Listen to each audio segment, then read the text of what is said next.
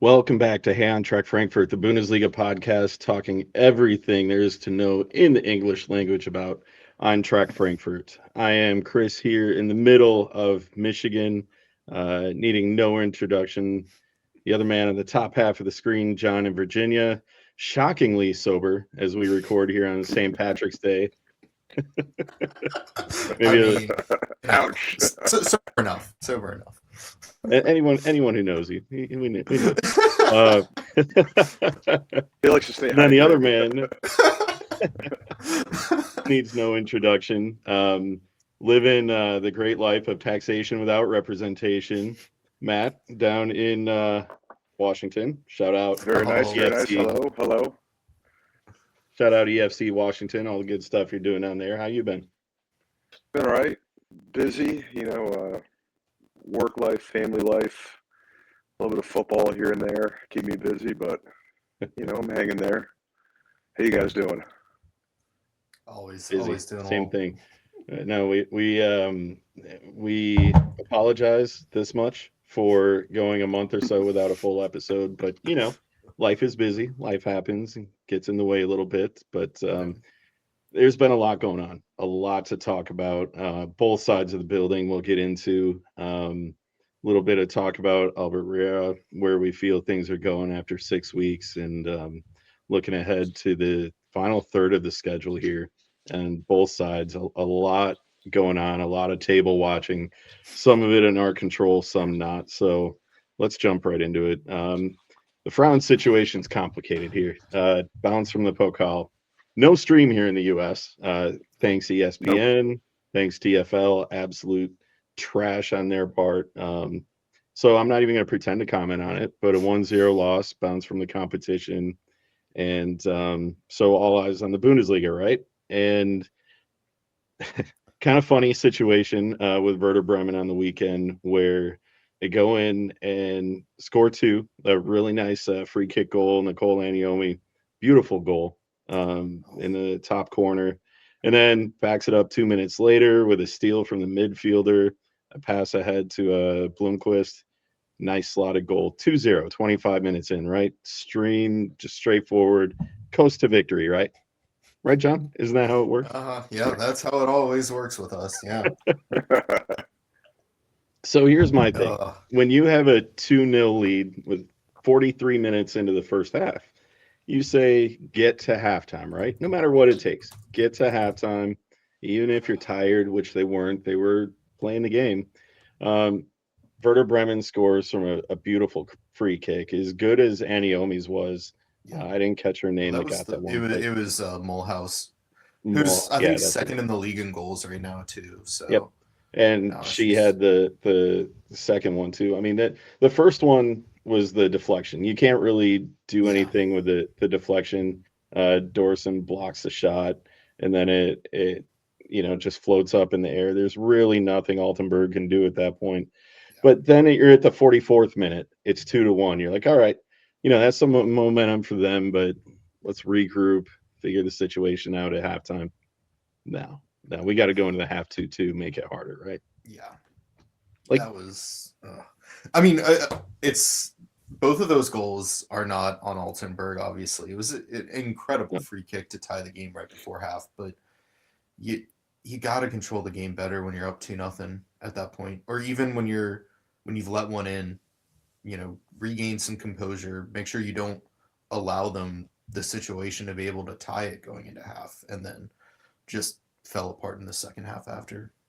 Oh my God. I've said it on the men's side. I absolutely hate the middle 20 minutes of every match because that always seems to be, whether it's the men or women, the Frankfurt sides always seem to lose their steam heading into the half and then coming out of it. And that's sure enough where it went here. Yeah, absolutely. Matt, did you happen to see that one? I turned it on just before halftime finished and caught the second half until the men's game started. Which was even worse because they come off the third in the goal second half flat. Yeah. It was, I don't know if they were still feeling effects from the Pokal match. Of course we couldn't watch the Pokal match. You don't really expect to win that game. I didn't realize Werder Bremen was so high up on the table in the Frauenliga Yeah. that they were, it was only a couple years ago where they were bottom dwellers, and they seem to be playing halfway decent ball this year. They're playing absolutely wonderful football, and of course their coach Friederike Kramp is our former second team coach who left this summer to become Werder's head coach, and that just adds on to the pain right there. And I think we've seen the league. I mean, as you want to see this league as it draws better players, you want to see the quality improve. But that means we have to be better week in and week out too.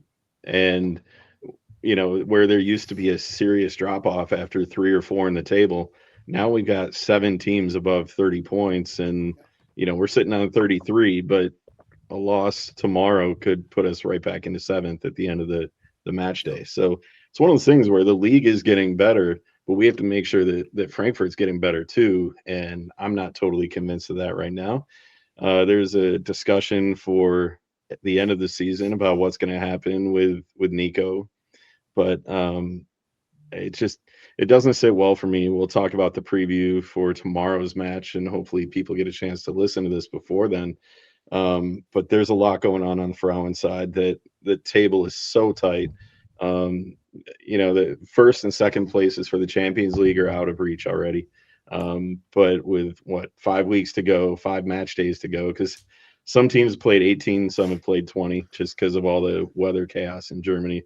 But sitting on 33 points, playing Hoffenheim tomorrow, who's sitting on 35, that's your season right there. There's not enough time left to make up ground if they lose that one. So we'll preview that one a bit later. But let's talk. I don't want to talk about the St. Pauli match. Let's talk about the men's match.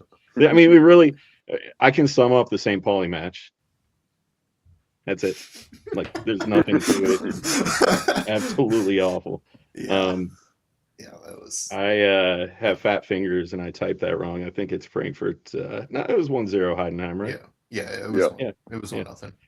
I'm losing the calendar in my mind here, but walk me through this one because, Matt, what were your thoughts on Heidenheim? I thought we could have played better. We could have finished some chances, but I really didn't. It never felt like a match that we didn't control. I mean, the first half was pretty lackluster, to say the least. Second half was much better. Might have got a little lucky on our goal. We definitely got lucky on the VAR no goal for Heidenheim. I think that's something that's overlooked. At the end of the day, it's 3 points in a shutout. I'll take it. Heidenheim is probably getting relegated. Frank Schmidt is a wonderful trainer. He's been with them for a really long time.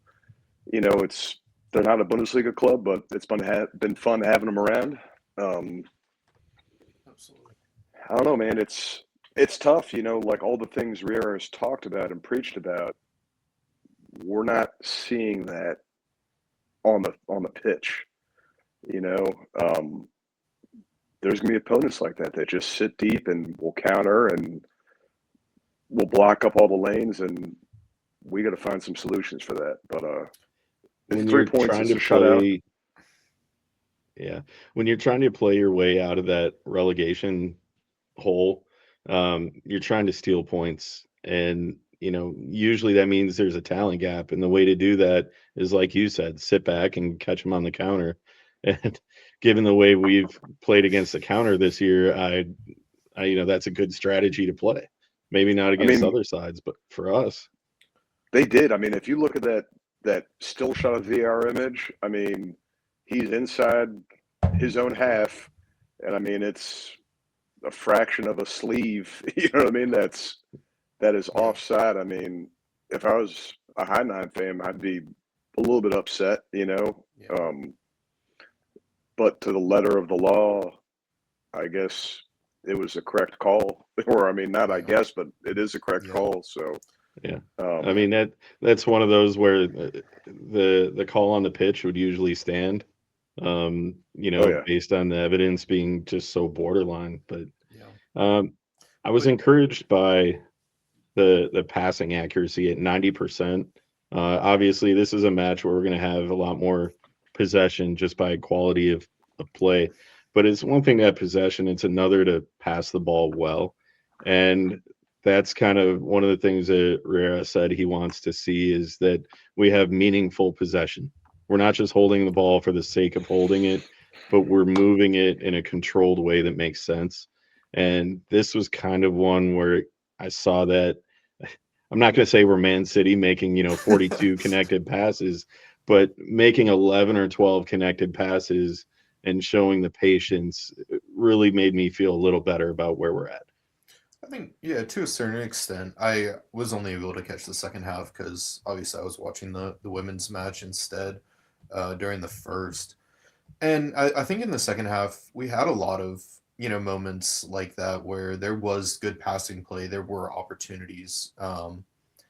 But, Matt, you talked about us not really being able to break down that extreme defensive effort from Heidenheim. And that's something clearly we had an issue against St. Pauli last week. And it's also an issue we've had for years. I mean, right, despite the manager, it's been an issue. And I think, you talk about some of the stuff Riera preaches not necessarily getting through. I think in particular, you think about how he's talking about how he always wants to go forward, wants the passes to go forward. And yeah, to a certain degree, you didn't see that all the time in this one. I know that's harder when you're controlling possession entirely in their half for most of the game and they're playing a super low defensive line. But you need the players to be able to break that. And I think we do have those players. They were just not present for this game because Uzun was out, Gutso was out.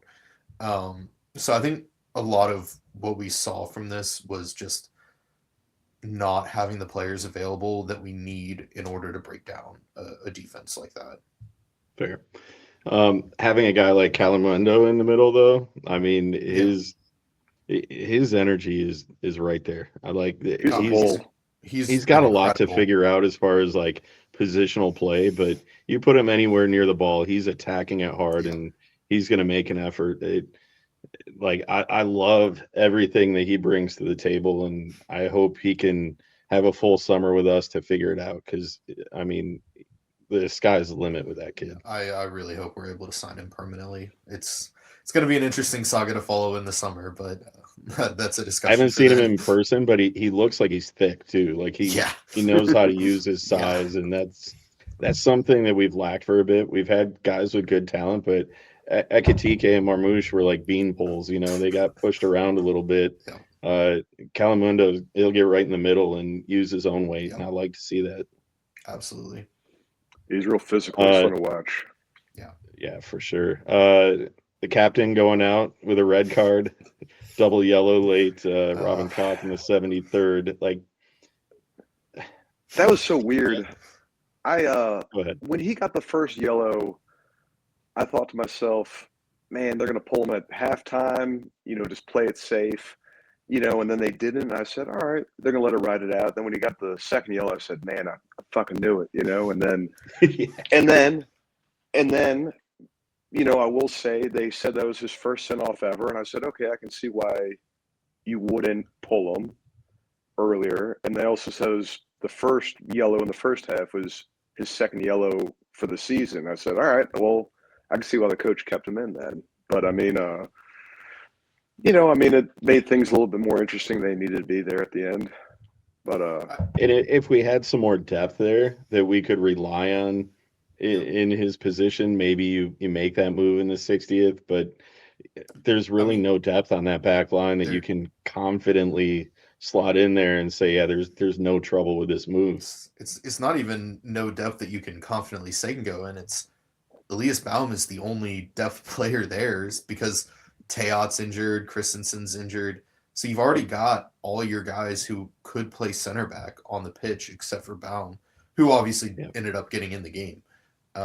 But I think that's just an indictment on absolutely no depth in the center back position. More so that challenge seemed like one he shouldn't have made too. I mean, it's always in your mind with every step you take. I'm on a yellow. I can't be aggressive.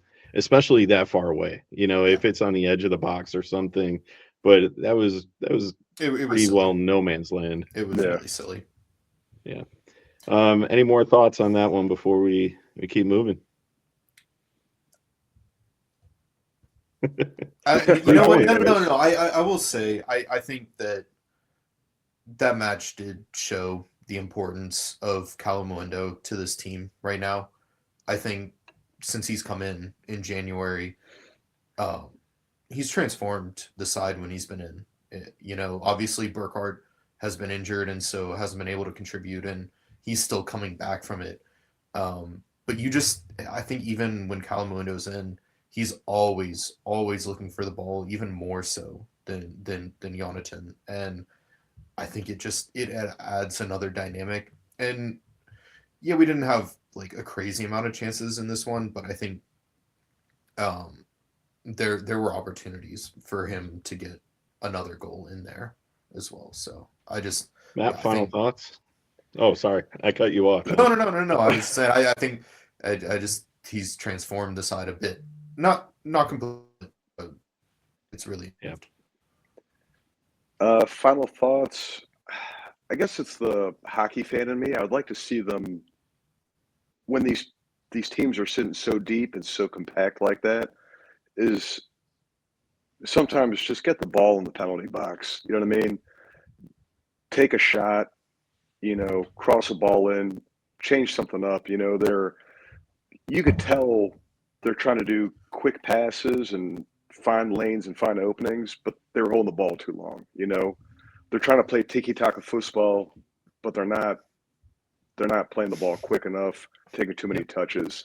You cross the ball in, you get deflection, you get a handball, you get a PK, you change it up every now and then. It just seemed very, very repetitive, kind of expected attack over and over again. I'm glad we got the 3 points. I don't have the best feeling in my stomach heading into the next match day about it. It's not one that really like warms your soul in any way. Yeah. It doesn't, even though with the shutout, it's so crazy that we're complaining about this. It's like, because right below us, Freiburg lost, and then right above us, Leverkusen tied. We're in a sweet spot where we can't go up or can't go down. The match they played in our advantage, and we're bitching about it. It's but then there's the part of you that's like, we scored one goal, which is enough because Heidenheim has 24 goals through 26 matches. If that's almost anybody else, we're going to be pressed a little bit harder to keep them off the sheet. But for me, I think like I'm satisfied with that win.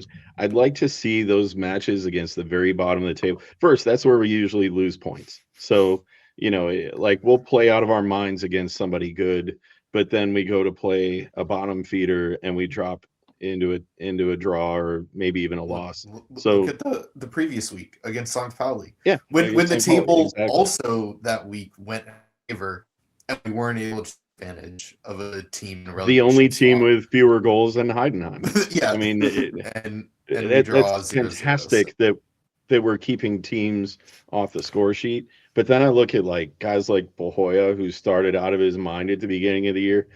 I want to see him break someone down one-on-one, break some ankles, take a ball on your own, or he's kind of lost his motivation, but he just kind of doesn't seem to have that confidence he had early on, and I'd love to see him regain that.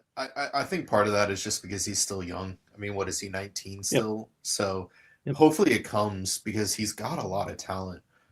Yeah, absolutely. Like he has the skill to be able to do it. I think every time he tries and fails, then he's really scared of doing it again. And I want to see him not care about those failures and keep trying and make something happen. So let's talk about the situation off the pitch. Week 6 of Albert Riera. It seems slightly like the storm has calmed a little bit. I'm not going to say that we're back to where we need to be, but I'm starting to see a little bit more each week the vision of possession and then possession with intent, and just a little more calm at the back line. I don't think it's necessarily on his style that we have back-to-back clean sheets, because we're doing that against the bottom of the table. In a row. 3 in a row.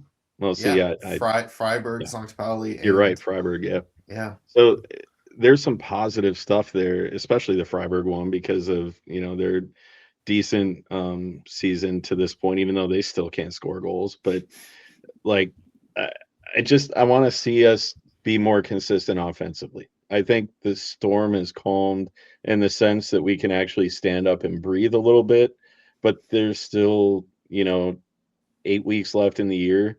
There's going to be another wave coming at us. I want to be able to stand up against that. Curious where you guys are at after 6 weeks here with the new man in charge. Matt, you John? want to go? I'll All go. right. Yeah, please. Yeah. Unless you're ready. No, I like him. Overall, I like him. I like what he says, how he acts as a manager. He says all the right things. I still feel that he's still working out some personnel issues, how to play players, where to play them. There's still definitely, injuries are still holding him back a little bit from having a perfect lineup, of being able to put the best 11 out there. I still think that's hurting them. Defensively, we've been much better. This is a huge improvement. Scoring, I mean, I still think Uzan being injured is hurting us. Burkhardt, I don't know if him still not being 100% hurts us, or even Gutsa. I mean, Gutsa I think would have been great the past 2 matches.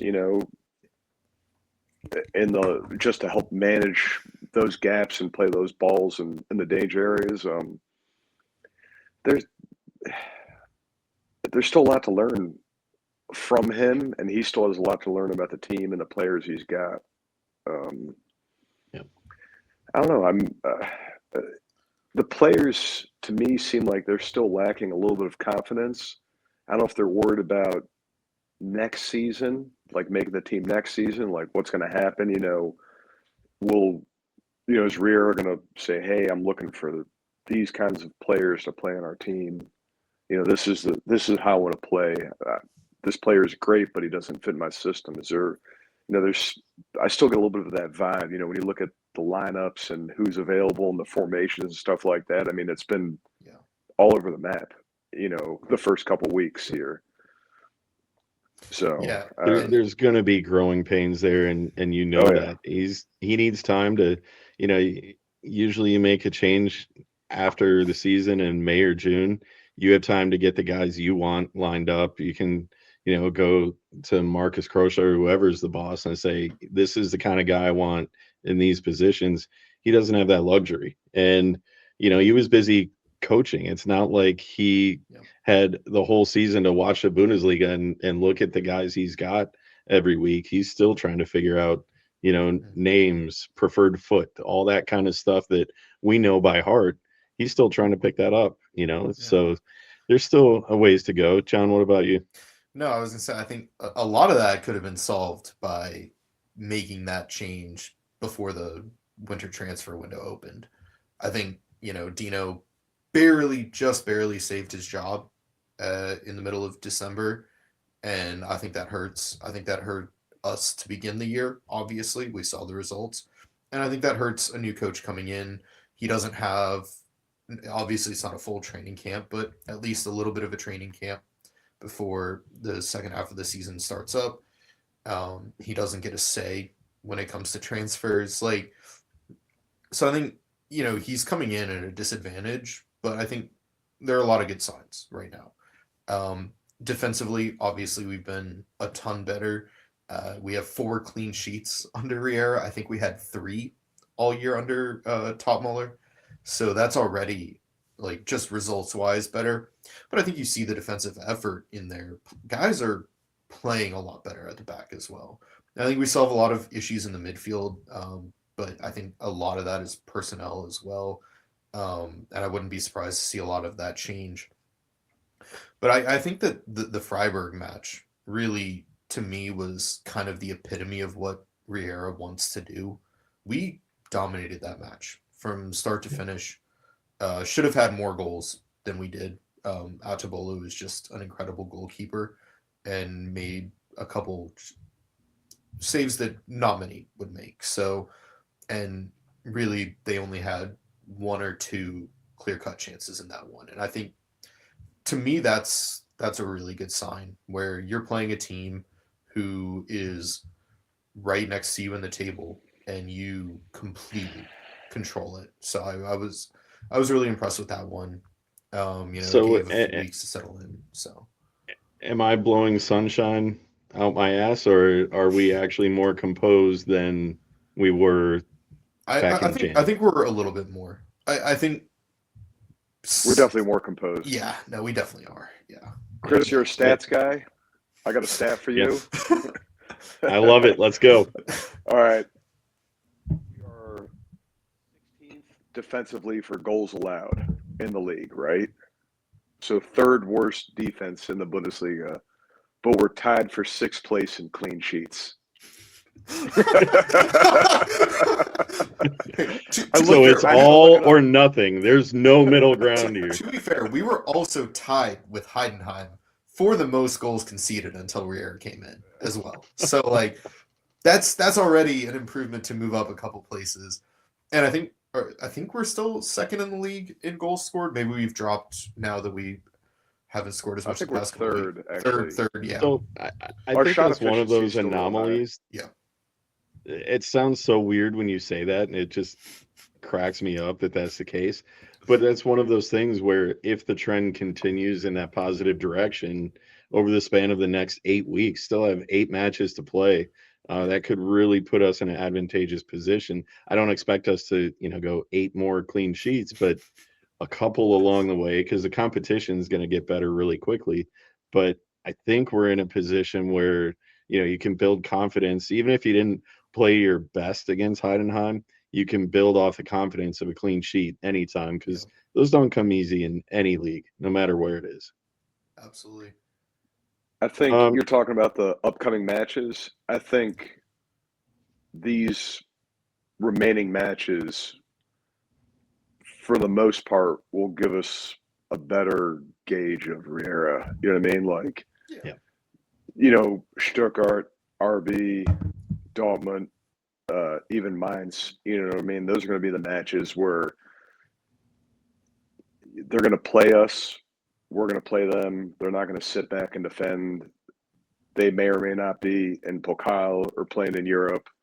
Those are going to be the ones that we can really see, the 90% pass completion, we're not going to see that, Right. I mean, we probably won't see that against Mainz, to be honest. No, I don't think so. But yeah, I mean, to your point, there's a lot of guys out there, probably 5 or 6 in the starting 11 that are playing for their jobs next year, or maybe not a spot in the 18, but playing for that starting role. And there's no better position for them right now. There's still something on the line, on the table, as we go to discuss that right now. The table's close enough around us that we still have enough to play for. I know we bitch and moan about points lost along the way, but that number 6 spot is still within reach with 8 matches to play. Sitting on 38 points, 7th in the table. I didn't have a graphic loaded. That's on me. Get your phone out. You're already listening to us on it anyway. Google Bundesliga table. It'll be the first thing that shows up. But, I mean, we're not going to talk about the top because that's not relevant right now. But Leverkusen on 45 points, 8 matches to go. Frankfurt on 38 points with 8 matches to go. Leverkusen hasn't exactly been lighting it up. 2 draws in a row. We've won 2 out of 3. So we've gained points on them over the last 3 weeks. Continue that trend. Yes, you're going to play harder competition, but just keep trending up. We can't control what's going to happen above us, but we can sure as hell control what's happening around us in the table. And Yeah. that's where I think we need to look. John, your thoughts on the table right now? No, absolutely. Leverkusen is absolutely within reach. It's not going to be easy. Don't get me wrong. 7 points is still a big margin, and a lot has to go right for us in order to catch them for that spot. But like you mentioned, Leverkusen hasn't been playing the best football. They did just get knocked out of Champions League today, so whether that helps their Bundesliga form or whether that demoralizes them to some extent, who knows what's going to happen there. But at the end of the day, just take care of your business. I think behind us, realistically, the only team who can catch us is Freiburg. I know points wise, Union Berlin, Augsburg, and HSV are there. I don't think that It's not going to they're happen. necessarily gonna pass us in the table. And Now, we did last year. I mean, last year we were like 8 points ahead of Freiburg with a month to go and let them back into it. So but anything can happen. We also sold our best player in January last year, Sure. whereas this year we've only improved from that. I would also say this year we don't really have a best player, so maybe that makes us harder to plan against too. Like literally, you can't identify somebody. You can't take Ekatike out or Marmouche out. We don't have anyone of that caliber to target, so maybe we're a little more harder to plan against right now. Possibly, and with our consistently changing injury report, you don't know who's going to be healthier or not, and with Riera's changing of formation and players in the starting lineup as well, it is harder to plan. So we'll see, but I think ultimately, if we stay in the position we are, it sucks, but it'll be fine as long as Freiburg doesn't win the Pokal. We would end in a European spot. Yeah, it'd be Conference League. It's not the best, but whatever. But if we can get up above Leverkusen, that would be incredible. It'll be a hard job, but it's doable. The reality too of where we are in the table, qualifying for Europe means signing a different caliber of player. Yeah.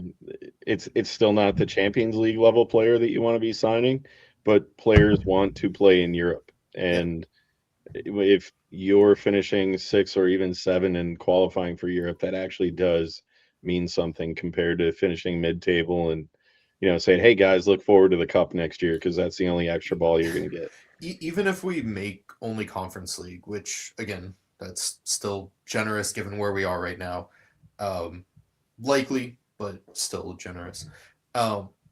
Players want to play in Europe. We'd be considered one of the favorites for that competition. If people are going to tune into Conference League matches, they're probably going to be watching us.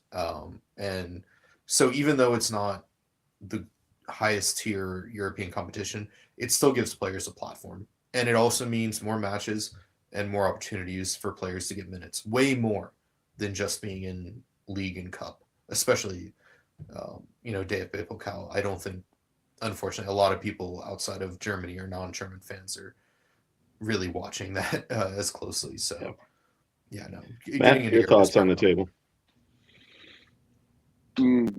First of all, I'm going to disagree with you about star player. I think Burkhardt is our star player, and when he went down and got hurt, that's when our form started dropping. As far as the table, I mean, we're going to fight for that 6th spot. It's going to be tough to try and leap over Leverkusen. I mean, as we're recording right now, they just got knocked out of the Champions League by Arsenal. For them to keep dropping points and for us to keep picking up points, things have to work in our favor. It's be tough. The thing I look at is 8 matches to go. We're at 38 points. The golden rule is always 40 points for Klassenerhalt, right? So what are we looking at for a European spot points-wise, right? Usually it's low to mid-50s, I would say. I mean, that means Leverkusen is way closer to that than we are. So for them to drop that many points, and then if you look at the remaining matches, where are we going to get these points from? I'm not going to talk about the past because we're just going to get all pissed off here. But I mean, like, playing in Mainz, I'm be honest, you're looking at a tie, right? Yeah. Then you have It's what always happens. Wolfsburg, who's just got a new coach in Dieter Hecking. Who knows what's going to happen there? HSV, hopefully you can beat them. Leipzig at home, we usually fare well. Stuttgart, I can't remember if that's a home or away match. That's going to be tough. It's a home match on the last It's day. home. Yeah. You know what I mean? Dortmund away, I'm not factoring much more than a point there. I mean, we look at the remaining matches and you look at the table, there's not a lot left in there for us. If we can just kind of ride this wave and stay in 7th, and hopefully that's Conference League, which that's cool with me. I mean, Champions League was fun, but we're hitting above our belt right there. Yeah. Yep. Europa League and Conference League is probably more that's in our strike zone right there. Yeah. I'd be happy if they end up there. Like I said, we'll see how this Riera football works out, with some of these opponents that are direct, direct opposition table-wise here. People that at the start of the season, these clubs at the start of the season, Leipzig, Hoffenheim. Well, you didn't factor Hoffenheim to be that high up, but I did not. Dortmund, Stuttgart, Leverkusen. Those are the teams that at match day 1, you said these are the guys that we have to play well against and beat. And it's been kind of a hodgepodge so far. So it's make or break time right now. I think Dino's calling card was losing matches to the bottom third of the table, and we've got basically, well, not even the third, but more so the bottom half. We've got Hamburg, Cologne, and Mainz coming up. Like, I forgot those about are Cologne. unacceptable to not Wolfsburg. take 9 points out of those right there. That's you're saying, where are we going to get the points? Those 3 right there. I know Mainz away is a absolute shit show, but that's one we have to have right now. No questions asked. The next 3 matches. They've been playing well. They've Yeah, been they playing have. well since they've hired the new coach there. Fisher, Yeah. They have a Conference League match on Thursday. It's a home match for them, but you still know it's not going to be easy for us. Yeah. If you look at home and away, It's usually their against them- Super Bowl too. Oh yeah. It is. I mean, it really is. Like Frankfurt coming to Mainz is their, they look forward to that more than any other, because they've had our number, all the local trash talk and all that. I mean, it becomes a storyline when we go there and allow a goal in the first 2 minutes. Here comes Frankfurt again, struggling to get one in Mainz. Like, then it's in your head. These next 3 matches are going to say everything about what we can do, because you have to get the points. We've got Mainz, Köln, and Wolfsburg, all of them in the relegation battle. They're all going to be fighting. Mainz probably more so than the others, just given their recent history here, and obviously our history playing at their stadium. But if you get the results in these next 3 weeks, I think it brings you closer to that 6th spot anyway, and instills a sense of confidence in the team that, hey, maybe we can move on and fight for this spot. And going into those tougher matchups against like a RBL or a Dortmund and Stuttgart on the last day, like, we got to do this if we want to succeed. Yep. So yeah, I think you just got to get the job done. For sure. Any final thoughts on the table, Matt? I think I'm ready for our next segment. I am too. My favorite segment. Always my favorite segment. All right, gentlemen. It's been a while since we talked about it. It is St. Patrick's Day. Shout out to our good friend Eddie in Ireland, his son Sam, and all. Good luck to the Irish, those that listen to our podcast. I know there's a couple others beyond Eddie and Sam as well. So shout out to them. And thanks for sharing your holiday with us here in the States, where we just do debaucherous things. John, speaking of debaucherous things, what are you drinking? Oh, I mean, you already know what I'm drinking today. Oh, okay. Come on. That's a good one. Come on. It had to be done for this. Anything else recently you had that was good? Anything you had that was really bad?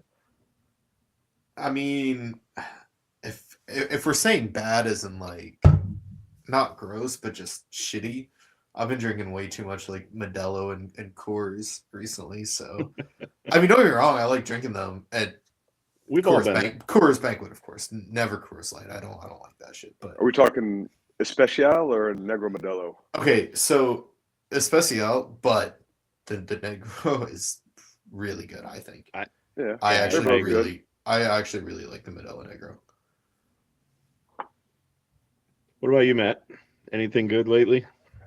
Had a nice Yingling draft on Friday. Right now, it being St. Patrick's Day, I've been a little under the weather the last few days, so I'm being a total curmudgeon, and I'm drinking a Jägermeister.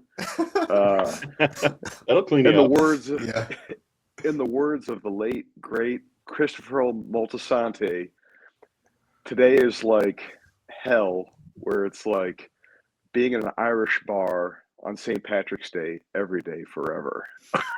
So I'm enjoying a Jägermeister right now.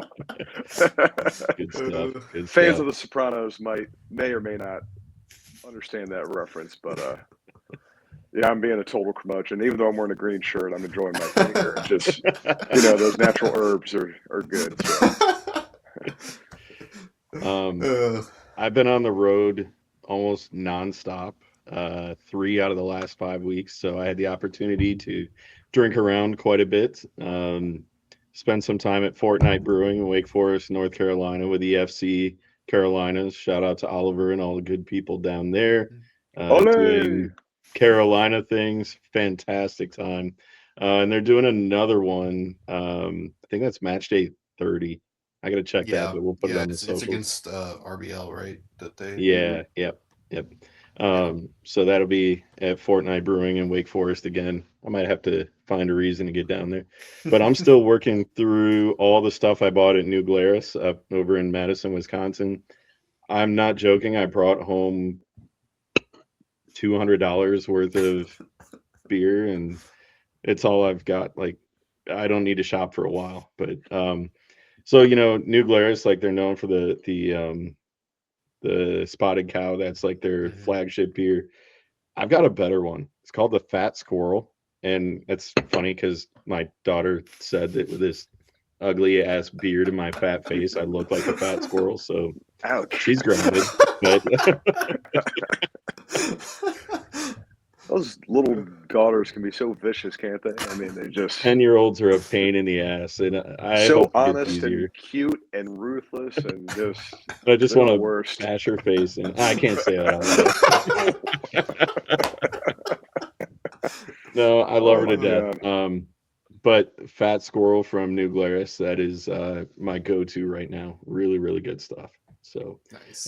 Yeah, shout out to everybody wherever you are, whatever you're drinking. Do it responsibly, even if it's not St. Patrick's Day when you're hearing this. Moving on, fellas. We got some previews to get to here at the end of the show. Let's start with the Frauen. Quite a bit going on here in the next 18 hours. Hoffenheim at Frankfurt, 1 p.m. That is streaming here in the USA. DAZN.com. Set up a free account and skip work. Why not? Take your lunch break. Take a long lunch break. Nice 2-hour lunch break. Or if you work for TSA and you're not getting paid, just go home. Watch the match. I got your back. No worries. So 1 p.m. here in the States. Funky time difference because we're only 5 hours apart now for the next 2 weeks. So after the failure on the weekend, I have some serious concerns about where we are in the table here. We talked about the men's table. The Frauen table is a little bit more clear at this point, but also very cluttered. Tomorrow's match against Hoffenheim for me is a must-win. Hoffenheim is in third, sitting on 35 points. Frankfurt is in fourth, sitting on 33 points. With after this match, only 4 matches to play, or right? 5 matches to Because play. Again, 26 the funky total. match days being mixed Yeah, up is yeah. messing with me. But Well, and the increased schedule as well with two yeah, more teams. yeah. So But the point being, we're not at the point anymore where you can make up points or wait for somebody else to make a mistake. Um, this is a head-to-head match to see who finishes the middle of the week in third place. It's a must-win for me. It's one you have to take and you have to win, especially because it's at home. Now, I got concerns about what kind of atmosphere they're going to be playing in front of at 6 p.m. on a Wednesday night. yeah, Not the Frauen Bundesliga has its own issues, but I think the Frankfurt fans have showed up this year. The problem is Wednesday right after work. I question how many people are going to show up. The Monday games I hate, but I hate Wednesday nights even more. That's just a weird night of the week. It's not easy to get out there at that point. I'm expecting it to be a little tighter. Hoffenheim doesn't allow goals. They've allowed 23 on the season. I think that's second best in the league, maybe third, but I think it's second best in the league. Um, we got to be really organized against them. The attack has got to be solid. It's got to be that progression from the defense to the midfield on up, which we did pretty well in the first half of the last match against Werder Bremen before everything went to hell. I, everything like we've got on the screen there, the upcoming match on the weekend, that one really doesn't matter to me. That one only matters if we take care of business tomorrow. So curious where you guys are at, Matt. Uh, it seems like they're a little bit kind of hungover from losing in Wolfsburg at the Pokal match. I'm hoping they kind of shake that off and have a better showing tomorrow.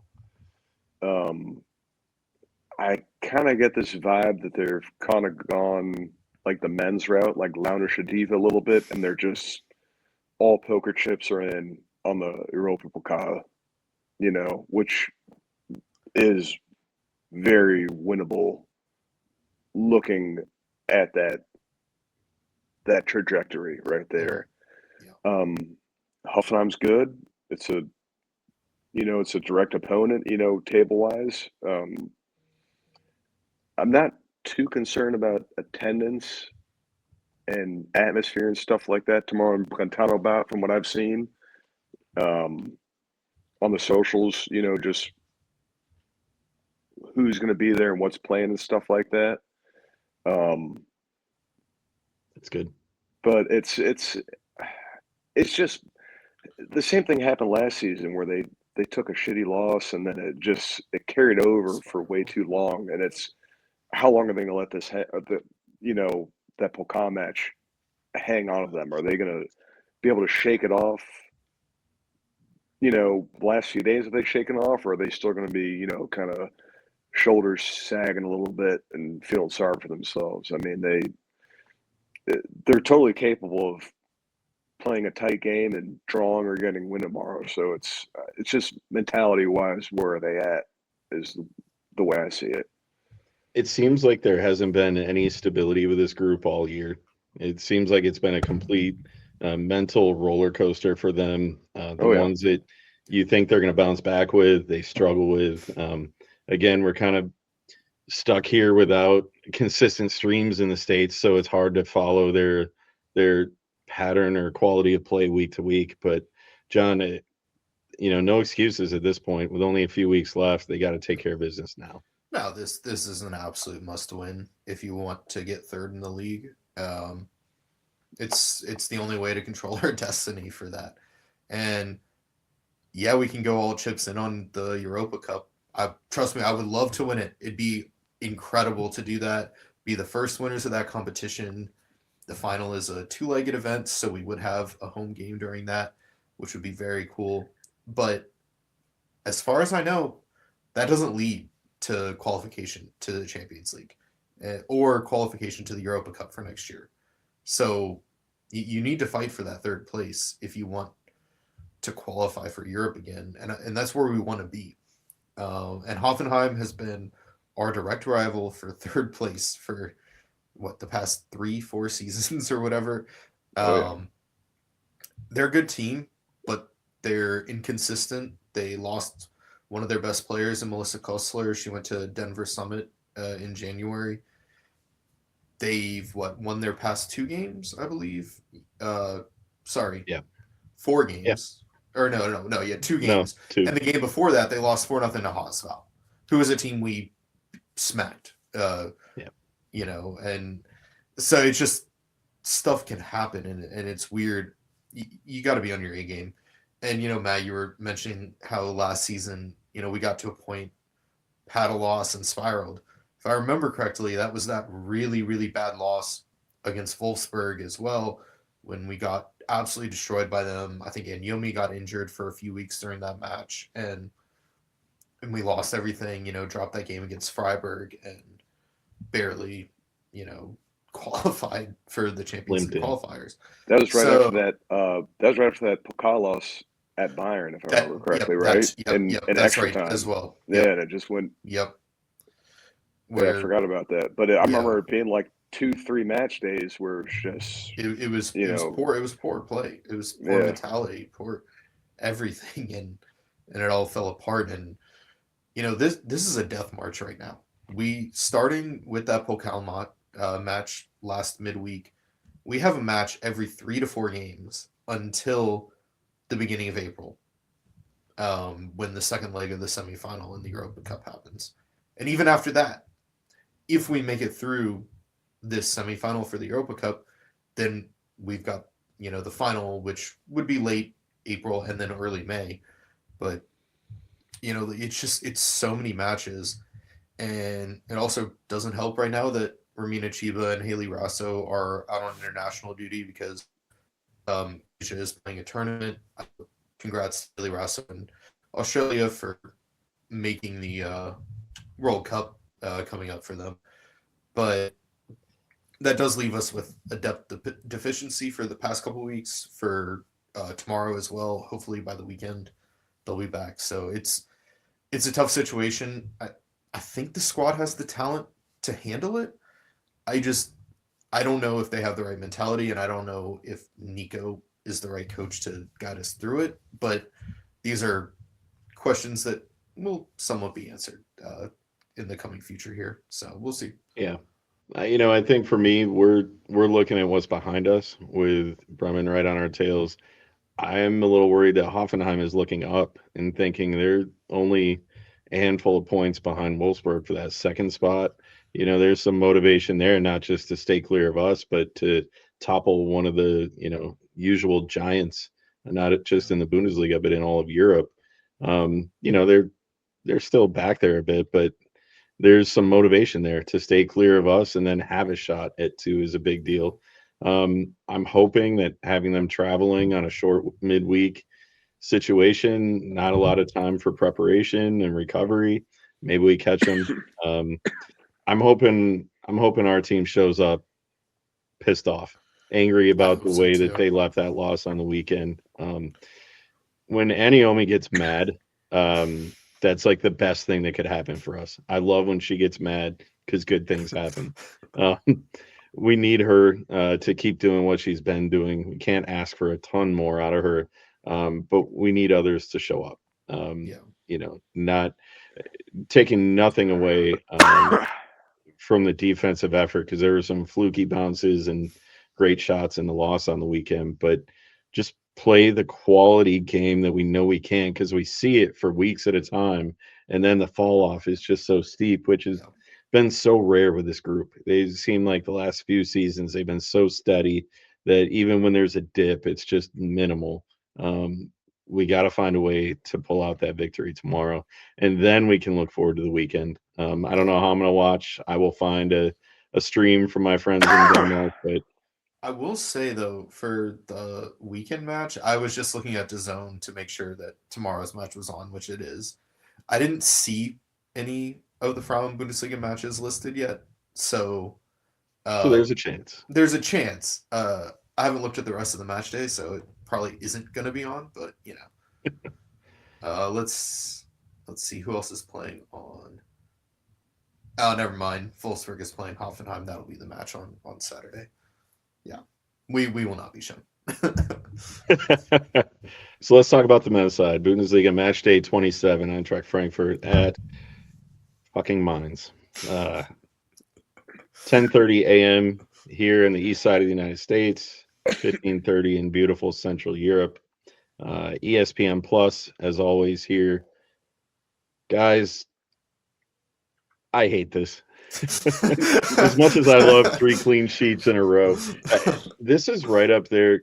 Going to Mainz to me is just as daunting as going to Leverkusen away, which is another one that I hate so much. It's just that same energy where it feels like we've lost before we walk in, or we've allowed so many early goals in the first 10 to 15 minutes there. They're fired up. I said it earlier. It feels to me like that's their Super Bowl, is playing us at home. And it's kind of cliche, but with where they are in the table, they've got a lot to fight for. And, putting us in a bad position too, and our ambitions would certainly light a fire under them, I think. John, what do you got? Yeah, I mean, Mainz is going to be hard. Obviously, we know our history going there. It's not a good one. But they've been in a relegation fight.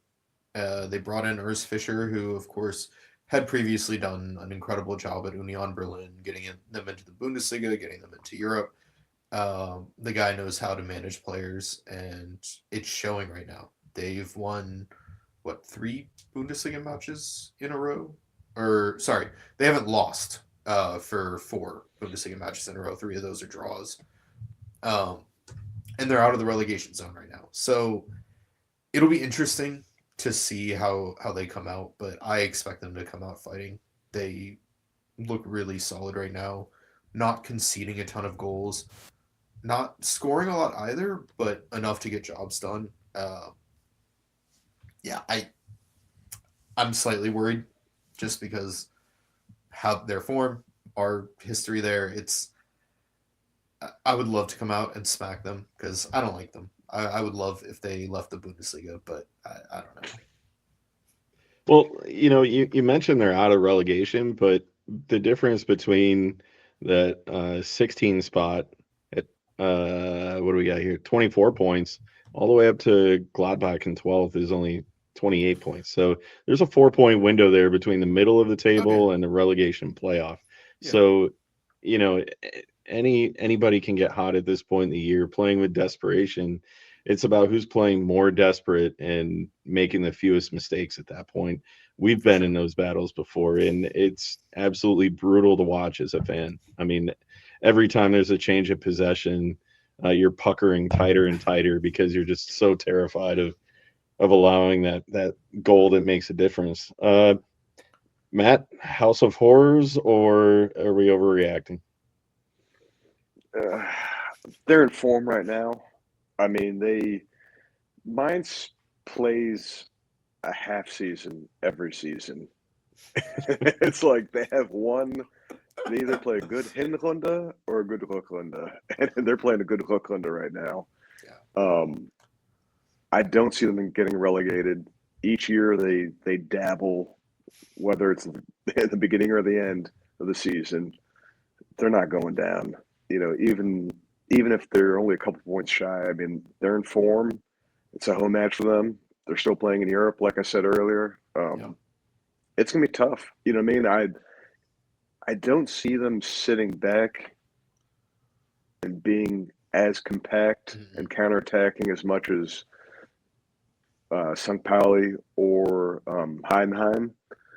I see them challenging us and pushing up the pitch a little bit more, but they're still very good defensively, and they're very well organized, and they have a good squad. I mean, I hate to say it, but I'm not going to take anything away from them.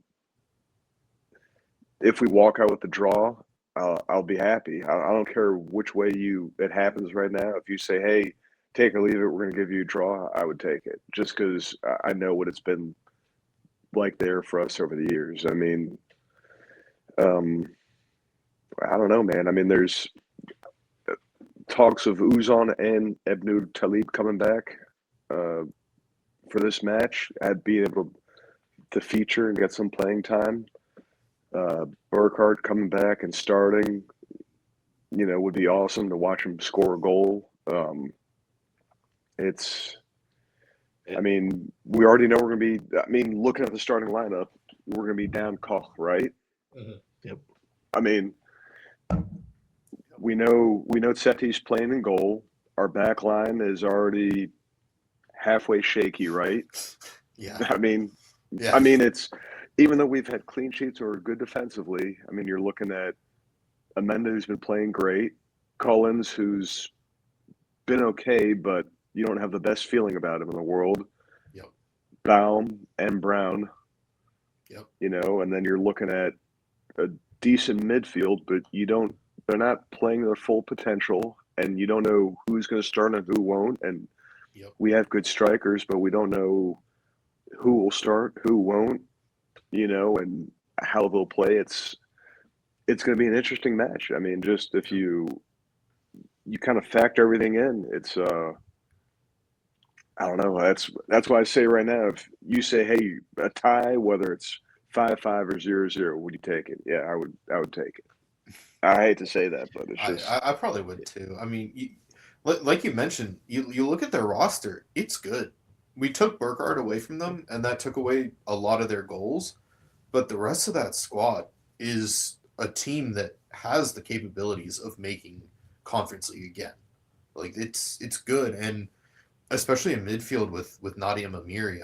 He's been fantastic for them, and I do worry slightly about his ability to boss this game, because he's a presence in midfield that we just don't have, and I fear what could happen if a player like him is able to take over the game.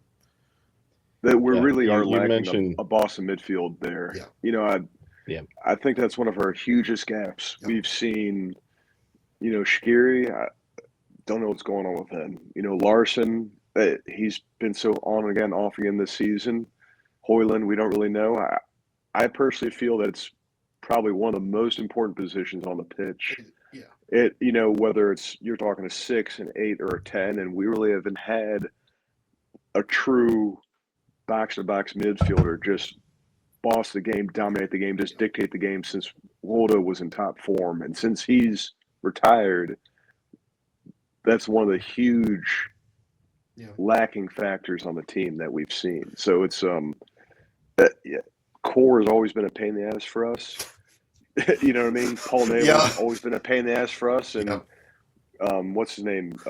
Adi Mary, he's Mary, if he takes control of that game, it could be tough for us. Yeah. We all know what happens when former Eagles come back to play against us. It just they got two.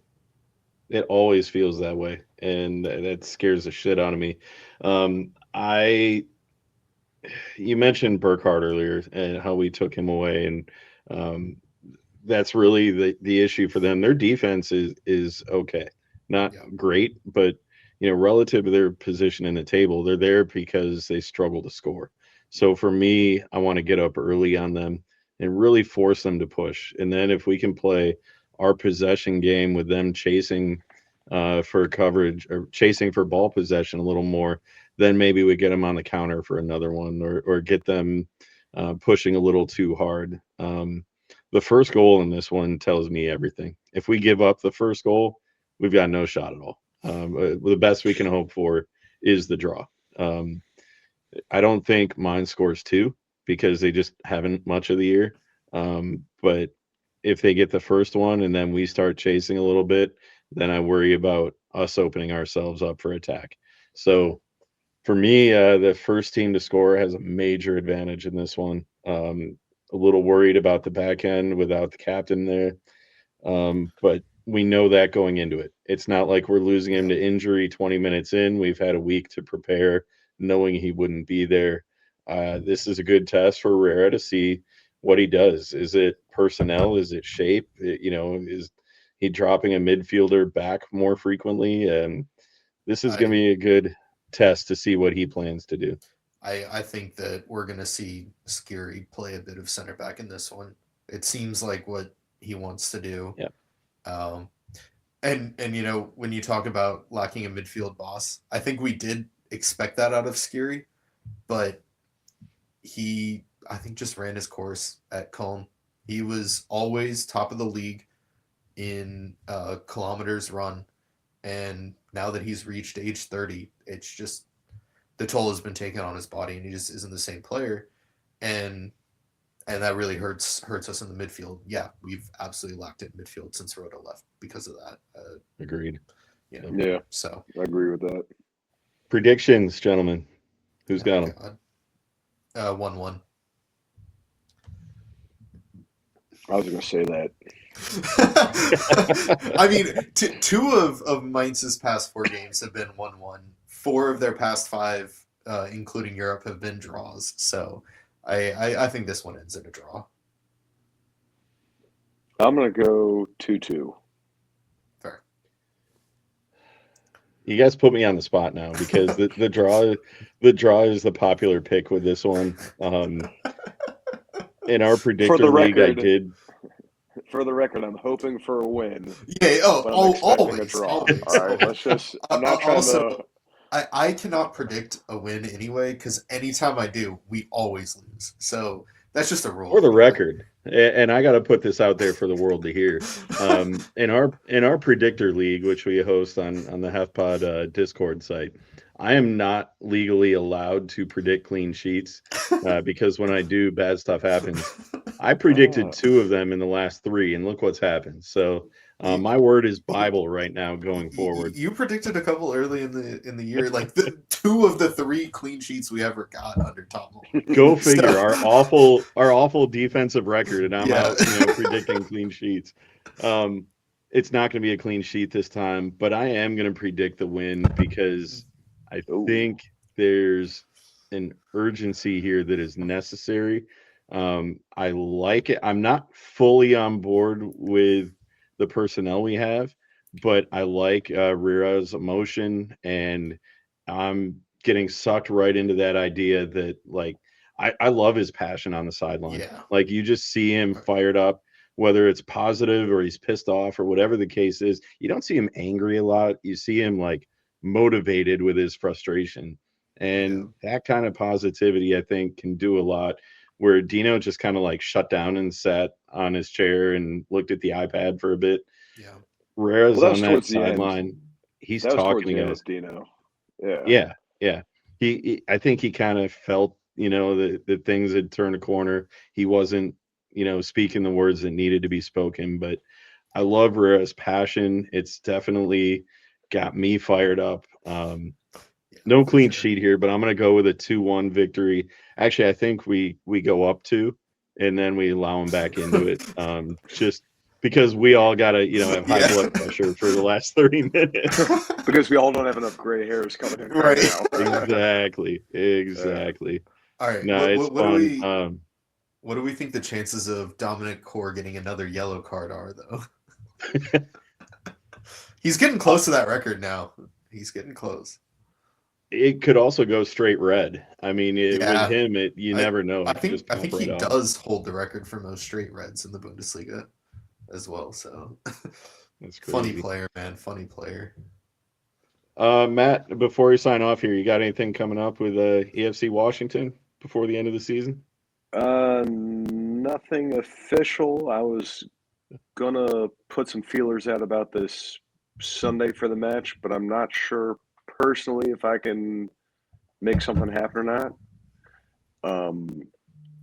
If there are any Eintracht fans in the greater DC metro area that I don't personally know or have contact with, the Alexandria Soccer Association, which is right here in Alexandria, Virginia, inside the Beltway of DC, is doing a combined summer soccer camp 1 week long with Eintracht this summer. I was going to put some feelers out for this Sunday, John. I don't know. I'm always down, but yeah, I need to figure some stuff out on my end first. Just been so busy, but we'll drop it on the socials. Yeah, if if I can make it happen, I need to ask the question first at home and then put it out there. That's the most important, Yeah, for sure. Always protect the goal and then work your way out. Right? Yeah. Real quick, is Mainz for their Conference League match? Are they the first leg went 0-0, didn't it? Yes, 0-0. But they are at home for the second. So they're at home, but they got to play to win. They have to play to win, and they could go to extra time. Who knows? Yeah, like that. And I'll be interested to see what they care about, whether they want to move on in that, or whether they care more about survival in the Bundesliga. I don't know. I think Sigma Olomouc is a winnable match for them, so I wouldn't be surprised to see them go for that. Especially now that they do have a 4-point gap to the relegation zone. I don't know. It'll be interesting to see, though. I really don't know how they're going to play. You got to question where the goals are coming from, though. They're just not scoring enough goals in any competition right now. No, they might need to go to penalties to win that, So who knows? But if they go to extra time and possibly penalties on Thursday, I think obviously we have a much better chance of winning. Like, I would even consider predicting a win after that kind of match in our predictor league. But even though much more likely for a frustrating tie on Sunday. I mean, you already know it's going to be a frustrating tie. That's what always happens against them. Yeah. Matt, this is my public apology for not getting to our kit episode this year. I feel like March is a little bit late for that. We could do a kit episode at like the end of the year to be like, what was the worst one you saw? It wouldn't hit the same. So no, it wouldn't hit the same. No, we're going to do that next September. I've already got it on the calendar with the international window in September. Right. Nice. For those that don't know, Chris and I had some very soft talks about doing a ranking of Bundesliga kits for this current season. It was not a soft talk. I had a spreadsheet. I had like 20 questions to ask. I had graphics drawn for like, if I remember correctly, like A or B, and like pick your way through bracket style. I had a whole thing going for that, and then life got in the way, as it always does. Yeah. Chris and I were slurring at each other at Brauhaus Schmitz in Philadelphia in August about current kits, and he said, "What? You think that's one of the best?" I said, "If you look at the rest of the league, I would say I'd put that top 5." And then he took a step back, and then the talks kind of started, and then I had to go through and find pictures of all the home and away kits, and I based my list off the home kits, but I would look at the away kit just if there's an honorable mention or hey, but usually if the home kit was trash, the away kit was trash too. But I don't think we were too far from each other in the end. So, and then if you're Mainz, you're just always trash. So right, just automatic. It doesn't matter. I will say their home kit in the long sleeve version is wild, and I think they have a couple. Yeah. I personally am a long sleeve fan, just from watching 90s football, and I think they have a couple long sleeve players on their squad. And if you are able to watch the match on Sunday and you're paying attention to the kits, their long sleeve variety is interesting, to say the least. Now that's been put out there to the universe. Somebody with a long sleeve is going to score a winner. Oh man! Hit up Matt and talk all the trash you want. If somebody with long sleeves scores a winner, I'll take it. Oh my god! All right, guys. Thanks for joining tonight. Thank you, Chris. Shout out both of you guys. As we've got all our socials at the bottom there for the show, we appreciate everybody being patient as life gets in the way of regular long form recordings. But shout out to Nathan and Brian and Garrett doing the short form stuff, keeping us up to date. In the middle, we're gonna get Matt this Matt on again. We're gonna get the other Matt from New York on again. We'll drag Shout him out to out Matt from in New his York. office. Yeah. Yeah, we got a lot we got to catch up on. But it's that time of year where there's so much to talk about, so much going on. So we will not be on another hiatus. We will be back very, very soon. Till then, we appreciate everyone tuning in, and we'll talk to you next week. Cheers. Cheers. Cheers. Frankfurt, la la la la la la la.